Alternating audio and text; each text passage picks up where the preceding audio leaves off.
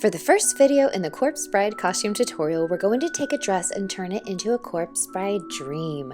Be sure to like and subscribe to see all the videos coming up next.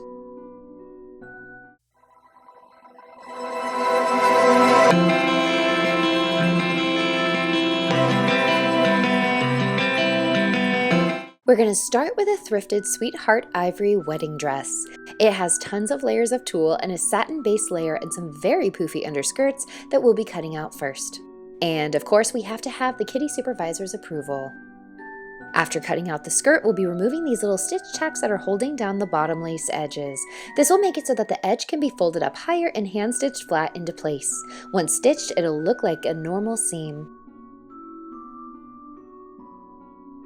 I'll be turning the back into a lace up and removing the buttons to the bottom of the lace. I'll leave the buttons on the train for detail. The easiest way is to remove the zipper from between the back layers, remove the buttons, and then fold the layers in and stitch flat shut. Then add 2 rows of grommets and you are good to go. To help the cups fit right, I'll be changing the curve by folding the lace and hand stitching a new seam there as well. For the skirt, cut the slit where you want it to be, and then create triangles going down from there. Do the same for the different tulle layers. Cutting the tulle is easiest by holding tension at the bottom and dragging the scissors down. Cut the V back up and glide down again.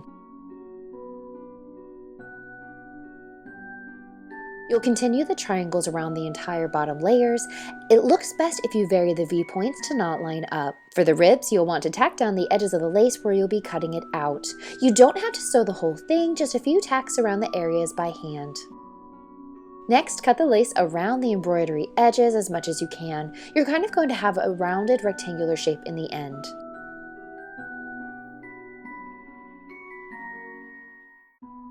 Tack the other side. I'll be spray painting with these 2 colors today, but you could use watered down acrylics and dry brushing. I'll show you some of the airbrushing as well for an option. The benefits of airbrushing are that you can do it inside with very low odor, and you can control the flow of paint and have a nice soft fade and buildup of color.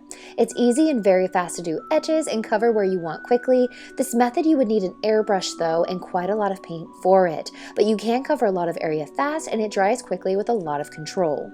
Spray paint is very cheap and comes in a ton of different colors, but you do have to use it outdoors and you have to let it fully air out before bringing it inside.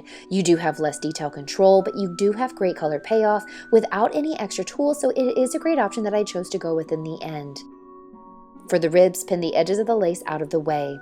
Using black acrylic, fill in the whole inside area. I'll be making the ribs out of white craft foam to keep it fast and easy. Cut 3 curved shapes. Color the edges by rubbing on brown and gray eyeshadow. Next, we'll cut to size. Make sure it can fit under the edges of the lace. You can hot glue into place and tack the ends. With the painting done, time for some pearl details. Add varying sizes along the top edge, around the rib area, and along the bottom edge to complete the dress.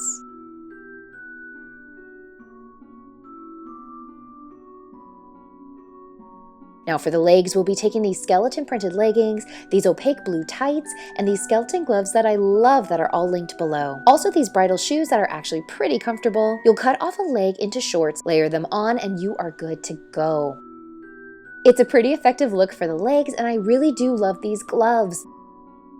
And that is everything for the dress portion of the costume. It's such a fun look in the end, and this was all done over 2 days. The spray paint definitely takes the longest more than anything else, but it's absolutely worth it in the end. It's super fun, and I'll be uploading the wig tutorial next. Thank you guys so much for watching. I'll see you next time.